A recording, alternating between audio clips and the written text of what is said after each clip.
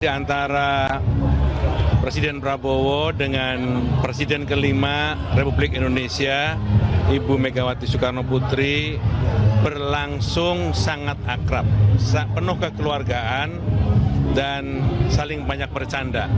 Di antara keduanya juga ada berbisik, yang saya terus terang belum tahu apa yang dibisikkan, tapi tapi keakraban, kekeluargaan penuh mewarnai dan menjadi pemandangan di depan mata kami. Masih bersama saya Budiman Tanrejo di satu meja di forum Bang Sukur Nababan. Bang Mujani tadi mengatakan bercanda, berbisik, akrab. Yang dibisikkan apa ya kalau Anda tahu? Ya dari dulu kan memang akrab. Akrab. Jadi hubungan Ibu Mega dengan Pak Prabowo itu kan ya ibarat kakak adik. Artinya akan masuk dalam kabinet sekarang? Nah, itu persoalan lain lagi. Intinya adalah dari awal kami menghormati semua pemilu dengan segala prosesnya. Kami menghormati Pak Prabowo. Nah, tentu saja apa program-program Pak Prabowo yang baik pasti kami akan dukung. Oke, pertanyaannya adalah apakah PDIP sudah diajak masuk kabinet? Ini bukan masalah dagang sapi diajak kabinet atau tidak diajak kabinet. Tetapi yang persoalannya adalah hubungan antara Ibu Mega dengan Pak Prabowo itu sangat bagus. Jadi kalau ada hal-hal yang sangat penting untuk tata negara atau untuk kenegaraan atau untuk apa yang harus dilakukan oleh Pak Prabowo yang sangat urgent sekali, saya pikir ya komunikasi antara Ibu Mega dengan Pak Prabowo sangat cair sekali. Sangat cair? Sangat cair sekali. Kan waktu pertemuannya terakhir pada saat hari lahirnya Pancasila kan sama-sama bercanda, ya. Pak Prabowo juga datang ke rumah Ibu Mega, ya pada saat Lebaran juga sangat baik sekali. Jadi tidak ada permasalahan antara hubungan Pak Prabowo dengan Ibu Mega. Jadi seperti yang saya katakan tadi, masalah nanti kami akan bersama-sama di kabinet atau tidak di kabinet bukan berarti jika kami tidak di kabinet maka kami akan berhadapan dengan pemerintah, bukan seperti itu. Jika kami di kabinet maka seluruh program pemerintah kan kami dukung, bukan seperti itu. Lalu? Nah, karena memang tidak ada ini kan sistem presidensial, tidak ada kata-kata oposisi kan. Ada. Seperti yang saya sampaikan tadi. Mitra strategis itu ya? Nah, seperti yang saya sampaikan tadi, Mas Budiman, bahwa apapun yang program Pak Prabowo yang betul-betul bermanfaat bagi rakyat, nah tentu PDI Perjuangan pasti akan dukung. Kami juga di DPR pasti akan dukung. Kami tidak menghambat semua program-program pemerintah di DPR. Nah, itu berarti jangan-jangan kami tidak di kabinet, tetapi hati kami jauh lebih mendukung. Itu yang paling penting. Hati jangan sampai kami ada jauh lebih mendukung. Ya, jangan sampai di kabinet juga setengah hati. Nah, kan jauh lebih bagus hubungan yang sangat dalam dan pribadi daripada hubungan di dalam teknis jual dagang sapi seperti ya ini berapa menterinya yang harus masuk. Betul nggak sih PDIP minta 3 gitu?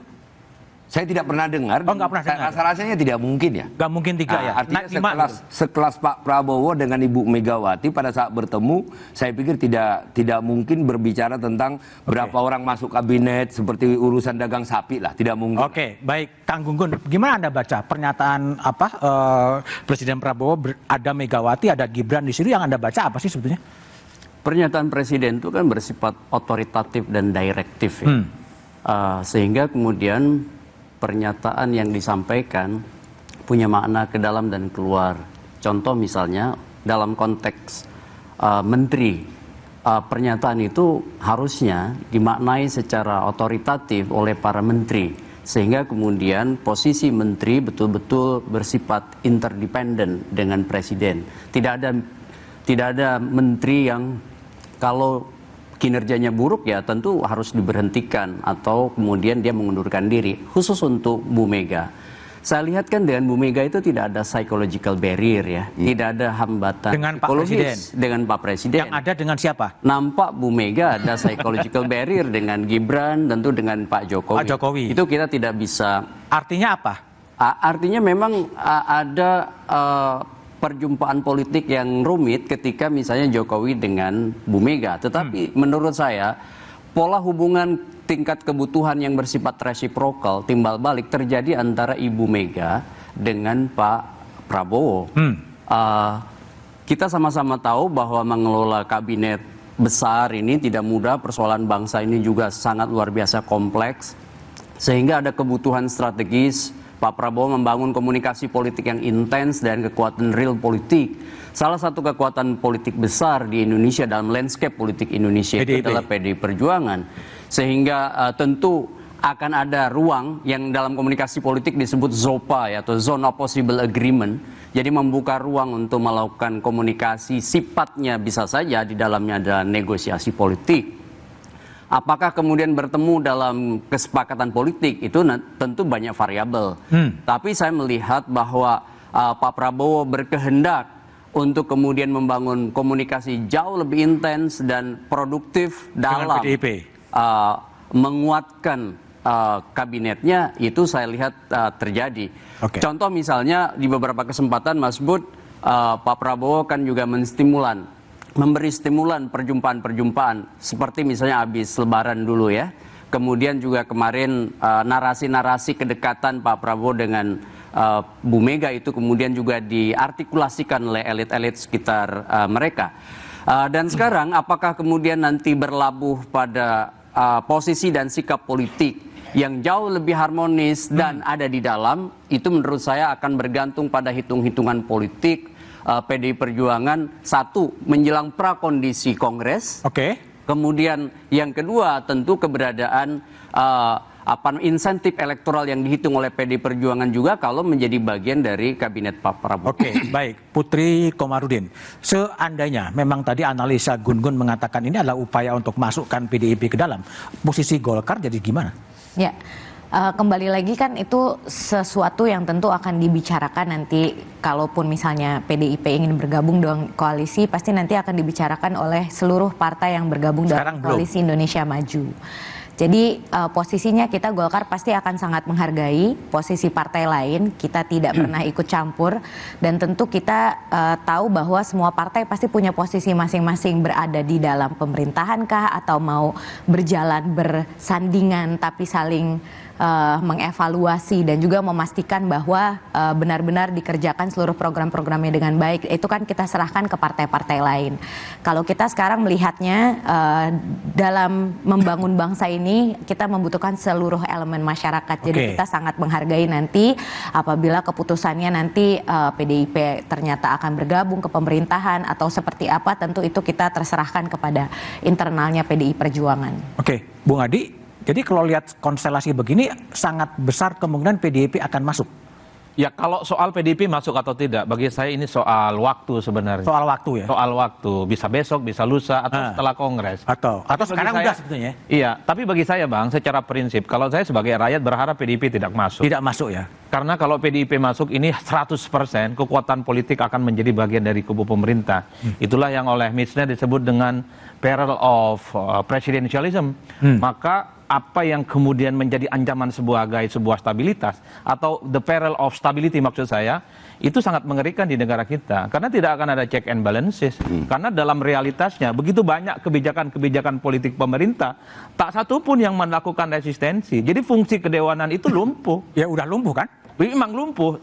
Harapannya adalah kalau memang PDIP dua kakinya berada di luar kekuasaan politik ke depan, saya kira tentu sikap kritisnya itu harus mulai dimunculkan. Itulah yang saya sebutkan, bagaimana saya berharap betul partai-partai yang saat ini berada di luar itu tidak menjadi bagian dari koalisi pemerintah.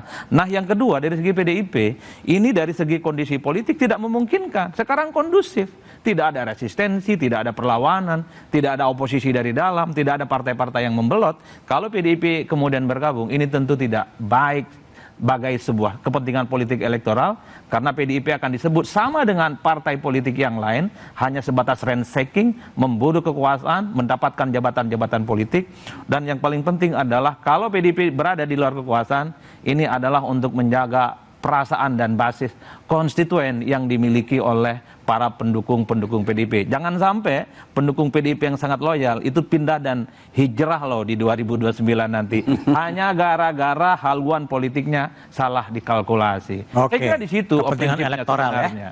Kalau Bung Kodari lihat apa yang keinginan dari Pak Prabowo untuk merangkul PDIP masuk ke dalam sebetulnya? Saya lebih melihatnya sebagai bentuk komunikasi dan implementasi dari pemikiran politik Pak Prabowo yang memang sangat mementingkan persatuan dan kesatuan. Dan Pak Prabowo juga sudah menyampaikan pesan ini secara konsisten ya, dan berkali-kali bahwa suatu bangsa itu baru bisa maju kalau elitnya bisa bertemu, bisa bersatu. Nah, tadi kan profesor kita baru, selamat ya Prof. Gun-Gun, sore ini sudah jadi profesor, menyebut terminologi zone of possible agreement. Kalau kita bicara zone of possible agreement, mungkin kacamatanya lebih kacamata taktis dan politis ya Mas ya. Tetapi saya melihat dalam konteks keindonesiaan dan konteks Pak Prabowo, yang namanya kebersamaan elit atau pertemuan elit itu lebih dari sekedar zone of possible agreement, tetapi memang ini satu ideologi yang betul-betul menjadi bagian dan budaya bangsa Indonesia. Itu sebabnya kita lihat bahwa Pak Prabowo komunikasi dengan semua, dengan Pak Jokowi, dengan Pak SBY, juga dengan Ibu Megawati. Dan komunikasi ini dilakukan terus-menerus dan dalam berbagai konteks. Dan menurut saya sih kalau kita membicarakan pada hari ini pertemuan antara Pak Prabowo dengan Ibu Mega, jangan dilepaskan dari pertemuan sebelumnya. Misalnya pada saat Lebaran. Ya. Pak Prabowo ketemu dengan Ibu Megawati dan menjawab dari Prof Adi, kalau ini Prof mudah-mudahan ya. Kalau itu udah Prof benar, kalau ini Prof mudah-mudahan. Ya coming soon gitu ya. Janganlah Bang, kalau belum profesor jangan disebut mudah-mudahan. Karena ada juga orang yang belum profesor asik disebut profesor. Ya. Ini kan zone of possible agreement juga. Jadi saya melihatnya bahwa ini bagian dari yang tidak terpisahkan dari pertemuan sebelumnya. Betul. Dan pada waktu itu menjawab Mas Adi, seingat saya Pak Muzani mengatakan begini. Ini saya kutip Pak Muzani ya, kalau ini pun juga mudah-mudahan saya nggak salah ingat, karena sebetulnya pertemuan itu kan tertutup, jadi kita tidak tahu sebetulnya pembicaraan realnya apa. Mas Muzani itu mengatakan begini, bahwa PDI Perjuangan tetap di luar, tetapi kalau sewaktu-waktu diperlukan, kalau penting banget ya, dalam tanda kutip mungkin darurat ya barangkali ya, PDI Perjuangan itu siap untuk mendukung. Jadi saya kira kerangkanya kira-kira itu tidak akan mengkhawatirkan Mas Adi bahwa PDI Perjuangan tetap di luar kalau bicara pemerintahan, tetapi kalau bicara hal-hal yang darurat maka PDI Perjuangan siap memberikan dukungan apabila diperlukan. Dan menurut saya kacamata Darurat itu gimana darurat itu? Ya kita kan berada dalam dunia yang penuh ketidakpastian ya pada hari ini ya. Ada krisis hubungan antar negara, mungkin ada krisis pandemi ke depan, walau alam, kita nggak tahu. Kemudian krisis bahkan bisa yang namanya perang ekonomi, perang tarif dan seterusnya. Jadi saya kira mungkin hal-hal yang katakanlah kan kalau kita ada buat perjanjian itu apa namanya? Kalau ada kejadian khusus itu, klausa khusus itu? Force major. Nah, itu dia. Jadi klausula umumnya PDI Perjuangan berada di luar, tapi kalau force major siap dukung, kira-kira begitu. Bukan gitu. Dukung dalam pengertian jadi menteri, tapi mendukung kebijakan-kebijakan yang diperlukan. Tapi kan sudah mendukung semua kan Bang Sukur, PDIP? Ya, tadi saya katakan kan.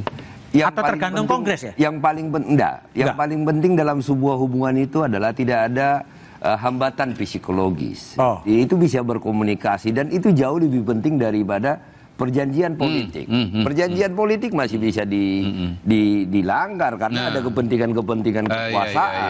Nah, tetapi kalau sudah hubungan yang sangat dalam, nah seperti kakak adik, dan sepertinya memang ya saya tahu persis hubungan antara Pak Prabowo dengan Ibu Mega seperti itu. Nah, makanya saya pastikan itu tidak mungkin ada pembicaraan apakah nanti masuk kabinet atau tidak kabinet. Nah, itu pasti berbicara tentang persoalan-persoalan bangsa yang kita hadapi sekarang ini. Itu pasti yang didiskusikan. Itu saya yakin. Itu mungkin poin saya bahwa ini bukan soal zone of possible agreement dalam kacamata taktis politis ya. Ini hubungannya kultural bahkan hubungan personal gitu.